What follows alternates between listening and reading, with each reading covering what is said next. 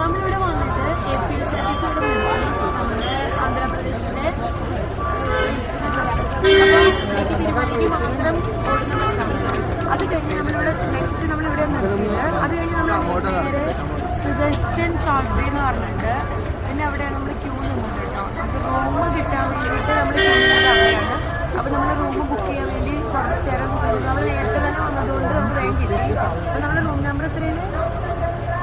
378 നമ്മുടെ room number കിട്ടി. അപ്പോൾ തിരുപ്പതിയുടെ പ്രഭാതം എത്ര ഭംഗിയുള്ളതാണ്.